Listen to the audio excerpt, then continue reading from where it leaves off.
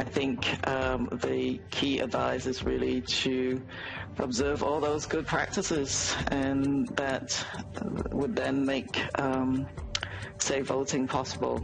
Tonight, Canada's top doctor comments on a federal election during the pandemic. The fact that in a country as wealthy as ours, that Indigenous people can't access clean drinking water is so shameful. And the NDP lays out part of their election platform.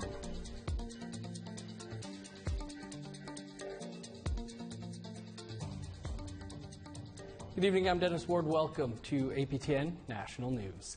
It appears the long-rumored federal election may become official this weekend. Various reports say Prime Minister Justin Trudeau is intending to visit Governor General Mary Simon on Sunday and ask her to dissolve Parliament. That would trigger an election that is expected to take place on Monday, September 20th. The election would come at a time when COVID-19 cases are on the rise, and Canada's top doctor says the country is in the midst of a fourth wave of the pandemic. Dr. Theresa Tam was asked whether it was safe to hold a federal election right now. Tam says a lot has been learned about how to make spaces safe. I think the key advice is really to observe all those good practices, and that would then make safe voting possible, whether it's the social distancing and mask wearing and all of those measures that everyone's pretty used to by now. But you do have to watch the local epidemiology and the local public health advice as well. With a federal election expected to be called this weekend, federal NDP Leader Jagmeet Singh laid out some specifics from his party's election platform as he continued his tour of Atlantic Canada today. One of Singh's main policies is similar to the 2019 election, to tax the ultra-rich and use the revenue for things like affordable housing. Singh pointed to the NDP's track record in Ottawa, forcing the Liberal minority government to pay out a higher wage subsidy. Singh also spoke about Indigenous issues. The fact that in a country as wealthy as ours, that Indigenous people can't access clean drinking water is so shameful. The fact that this government continues to fight Indigenous kids in court is completely inexcusable. And the fact that basic human rights are not something Indigenous people can count on is something we have to be committed to fixing. And when we discovered those Indigenous children found in unmarked graves, our hearts broke. But we need to change and channel that pain into action and implement all the Truth and Reconciliation calls to action. Well, with cases rising in the south and talk of a fourth wave ramping up, the northern Quebec region of Nunvik will be using new tactics to drive up vaccination rates in all of its 14 communities. The Inuit communities there have been subject to 2 vaccination campaigns since February 2020. But statistics released this week show only 33% of the population has received 2 doses of vaccine. So they're ramping up their approach for a 3rd vaccination campaign, which will get underway in the coming weeks. The Regional Health Board says this campaign will take day-to-day realities into account. That means vaccinating in other places, so in churches, in stores, door-to-door, community centers, and getting the input of the community, what they want and what makes more sense, and then we'll show up there and we'll try to make things available for the people. For example, this last week, we started some of that. This last week, we held a barbecue in Carngersuk, so it was kind of a festive event, and some people came and got their vaccines there, and that's what we're aiming to do all throughout Nunavik. Meanwhile, just south of Montreal, the Mohawk community of Ganawage says it will abide by Quebec's new rules regarding vaccine passports. Quebec's health minister says proof of vaccination will be required at high traffic areas as of September 1st. They're in the process of testing a mobile app to make it easier. Health officials in Ganawage say their recent outbreak of Delta variant cases has stabilized and vaccination rates are going up. According to Ganawage Public Safety, details on how the passport will be used on the territory are still being looked into. I know some people have already asked me, like, why would we have to have a Quebec system in place? It is a system that is going to be set up not only for Kahnawake, but across the province. And so we certainly want our community members to benefit from having access to non-essential services outside the territory. And we also want to protect our community internally. And for Canadians who travel internationally for work or pleasure, the federal government's announcement that a vaccine passport is on the way is proving to be welcome news. It's safety for yourself and safety for others. I think it's probably a good idea, and it's probably seemingly necessary. Some part of Canada certainly the vaccination not up to par, and so therefore it should be very, very useful for people. The digital document will include data on the types of vaccines received and the dates and locations they were given. That data will come from the provinces, but you will have to authorize that so they can share it. The passport should make international travel easier, as many countries around the world are now requiring vaccination proof from visitors. To the West Coast, where BC health officials today announced new orders to protect seniors from COVID-19. All staff who work at senior or long-term facilities in the province will have to be fully vaccinated.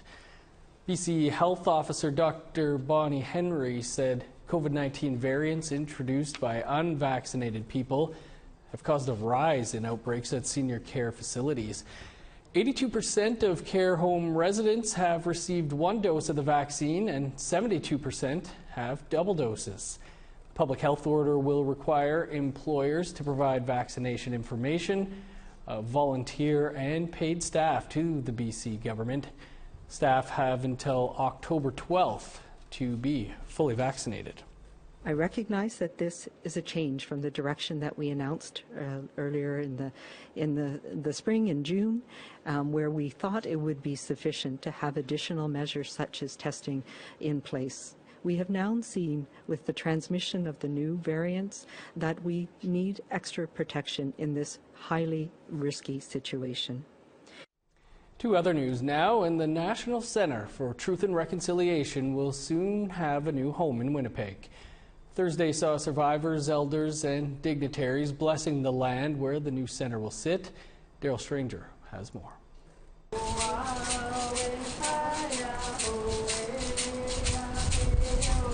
It was an emotional day for many on the campus of the University of Manitoba in Winnipeg.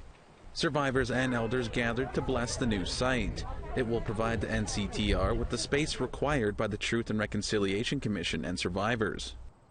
It means that we're able to start on this road with the way it needs to be done. No political interference. No people, trying to say, oh, you don't need that. We've gone through that a long time, and finally this is going to be Indigenous led. It's going to be the way we see things that need to be done. Stephanie Scott is the executive director for the NCTR. She says it is important to have an Indigenous space, one that promotes learning and cares for survivor statements, residential school records, and sacred objects to keep them safe for future generations. That center is going to be a ceremonial space. There will be exhibits there. We hope to have and preserve all of the survivor statements that were given during the Truth and Reconciliation Commission, a place to live so that students, their families, and researchers and others can come in and listen to them and hear what happened to them in the schools. Scott added the centre is the first step to reconciliation for Canada. It's the first step in true reconciliation. We've been waiting a long time for this, almost a decade. We work closely with survivors. We work closely in regard to research. We work closely finding the missing children, and the 215 children that were recently found on the West Coast has really kind of polarized the country together. I can tell you in the last 2 months that the spirits of those little ones have really initiated and moved this country to move towards reconciliation. The NCTR has a 5-year plan for the new building with a funding goal of $100 million. Daryl Stranger, APTN National News, Winnipeg. Good to see the new center moving forward. Well, for the second time in less than a week, the residential school memorial in Calgary has been vandalized. Caretakers of the site arrived to this damage of the memorial. Shoes and toys appeared to have been kicked around. This happened after a man was caught setting fire to the memorial last week. The police extremism and hate crimes unit is investigating.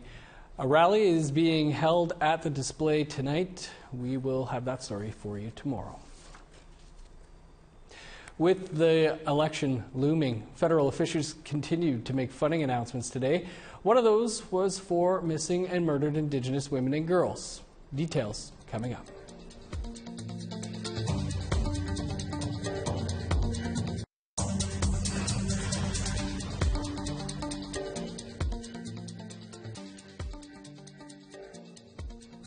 Welcome back. With an election just around the corner, Indigenous Relations Minister Carolyn Bennett met with MMIWG advocates in Winnipeg today. It was to announce the details of a multi-million-dollar promise for missing and murdered Indigenous women and girls and 2S LGBTQIA plus people. The funding was announced in June of this year, with the Liberals pledging $160 million towards the cause. According to the plan, the money will go towards MMIWG centers, powwow grounds, and data gathering. Angela Lavallee is an MMIWG survivor and advocate. She says the funding is just one piece and wants to see immediate changes on the streets of Winnipeg. Okay, this part makes me want to cry. When I look around the city, I want to see some of those women having places to go. Our women shouldn't be outside there. They don't want to be out there. I want to see our children with families. I want to see the justice system holding police accountable. And also, I want the women who are not telling their stories or sharing their traumas or being part of, saying, hey, I'm being hurt, to have a place where they can come forward without being re-traumatized. We're going to be able, with the help of families and survivors, to know whether we're making progress or not. That any decent plan or complex adaptive system, you have to measure and adapt. Measure and adapt. You have to know that you're making progress, and that it will be the families and survivors that will tell us whether we're making good enough progress on the plan or whether the plan has to change. Marissa Prosper is the first lawyer from Pictou Landing First Nation in Nova Scotia. The Mi'kmaq lawyer was recently called to the bar and is now working closely with her community at Gwil M. Uug Mu Glush Suahan. And Marissa joins us now. Hi Marissa, great to have you with us. Tell us a little bit about what made you want to pursue a career in law. Thank you for having me. Well, it wasn't until I was in my undergrad, in my final year at St. FX, that I even thought about doing law school. When I was getting closer to graduating, I knew I wanted to continue my education, and I wanted to do something where I was able to use my education in a positive way to help many people, in particularly the Indigenous communities. So I thought, why not try for law? So that's kind of how it happened. Not by chance, but I guess the career, it just kind of fell in place from there. How do you feel it benefits communities to have representation from Indigenous lawyers? Well, up until the 1960s, the Indian Act actually made it illegal for Indigenous peoples to obtain lawyers or become lawyers.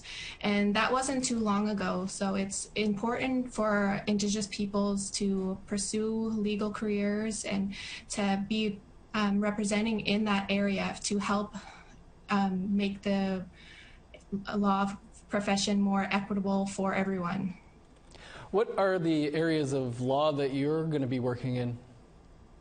So right now I'm working at KMK, an a Mi'kmaq Rights Initiative. I'm doing some policy work for them, and I'm thankful to be where I am at the moment. I enjoy working for and with the Mi'kmaq Nation.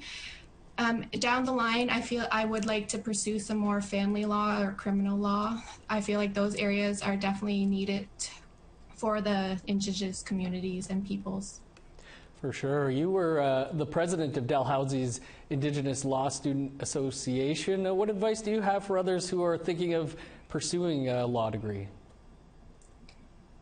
I think the biggest thing is you can achieve anything you put your mind to. It can seem impossible to obtain when you're looking at it down the line, but I'm the type of person, I like to break things up into long-term goals and short-term goals. So set some small-term goals, and those that are easier to obtain. And it's important to remember that success is not linear. You'll have highs and lows throughout your career, but as long as you keep going, and you'll have big wins, and it'll be all worth it in the end. Well, Marissa, congrats, and appreciate you taking some time for us here today. Thank you for having me. And you can keep an eye out for Marissa and other successful women like her this fall on In Focus with Melissa Ridgen. Time now for another quick break. Still to come, a first of its kind firefighting course in the NWT.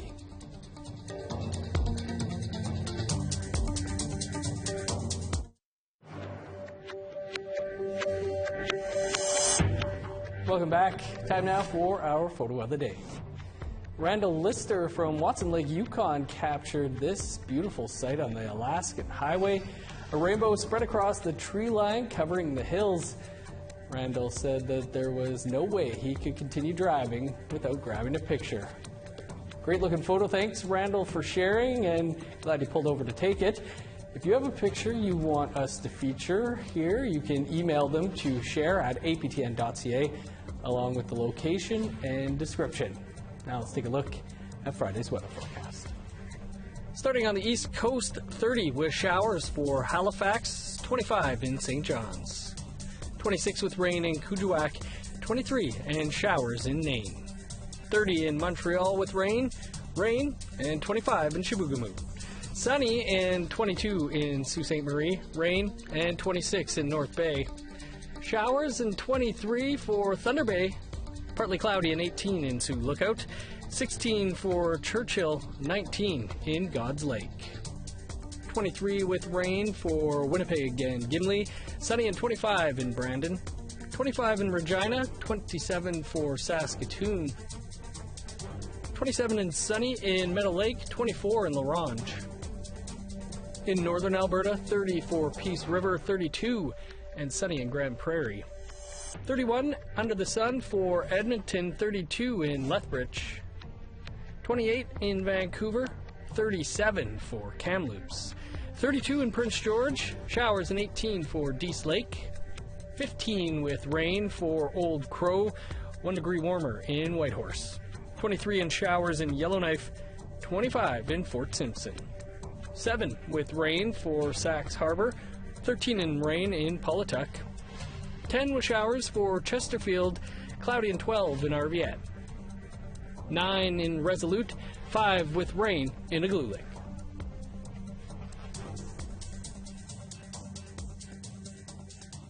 A young hockey player in rural Saskatchewan is back on the ice after some help from an NHL star. I was like, oh my gosh, I'm going to meet Ethan Bear. He's buying me skates. And then he's just started buying all this stuff. For years, Lionel Kenny had attended a hockey camp hosted by NHLer Ethan Bear, who was recently traded from the Edmonton Oilers to the Carolina Hurricanes. But when Bear heard that all of Kenny's equipment was lost in a recent move, he met the family in Regina to replace it. Genuinely, from the heart, I knew the kid had to be there. Bear also covered the full cost of the camp for the aspiring young hockey player. Quality move. Women north of 60 are blazing a trail, or rather learning how to extinguish the flames. Our reporter Charlotte Moore Jacobs visited the first all-female training for firefighting in the Northwest Territories. Here's that story. Around here, requests like, "Who wants to try strangling next?" are met with enthusiasm. Do it quick! And there's a lot to be excited about. In the first ever all-women, non-binary firefighting course offered in the Northwest Territories. Now it's tightening again. 19 participants are learning the tools of the trade. For Jennifer Cockney, it's been a confidence builder. They made us run with 25 pounds on our back. So I was just thinking, okay, this could be a kid on my back, you know, or my chihuahuas in my back. She sees it important to be ready for increased fires further north. But last year, there was a brush fire around Husky Lakes. And Husky Lakes is getting pretty popular. And, you know, to protect the ISR, the Inuvialuit Settlement Region, is important to me, too. And there might not be trees in Tuck, but, I mean, we're also learning about, you know, the crawling fires and the running fires and, you know, the different behaviors of fires. The training taking place this week at Frank's Channel, an hour from Yellowknife, is by women for women in a supportive environment. Vanessa Chocolate is going back to work now that her youngest is in school, and she sees seasonal firefighting as a good fit for her family. They taught us how to switch the hose into another hose. The hose are strong. It's once they put the water pump back on, I was like, whoa, I had somebody, I was like, somebody hold me back. So we'll literally like bust off. They're learning from role models like Darcy Setzer, a crew member in Nunvik. They'll stay in the classroom and just like keep asking you more things because they want to know, and like they want to know what's the next step and like how they become a part of the fire crew. And Evie Mellenbrook, a fire crew leader in Norman Wells. Because it's just not like pound for pound strength. There's so much like tactical stuff and other kind of leadership roles that women would be great at. And we bring a lot to the table too, so it's not to compete with men, it's to fill the gaps. And you want to get as much around that fire as you can. The instructors say the training is a good start to boost the low number of women physically in the field. Being mistaken as a cook. Or like, oh, are you sure like you can handle that? People taking stuff out of your hands even though you've been at it for 5 years and just here, let me. With sparked interest, the territorial government says they'll look at offering more training next spring. Charlotte Mort-Jacobs, APTN National News, Frank's Channel, Queenshaw Territory. Great story. I could see Charlotte taking that course as well. That's all the time we have for your APTN National News for this Thursday. For news anytime, you can visit our website, aptnnews.ca. I'm Dennis Ward. Thanks so much for being with us tonight. We leave you now with video sent to us by Dean Gladue showing the Warriors Walk for Healing Nations. They're coming into the Kamloops Powwow grounds from the Yukon Territory. Enjoy and have a great night.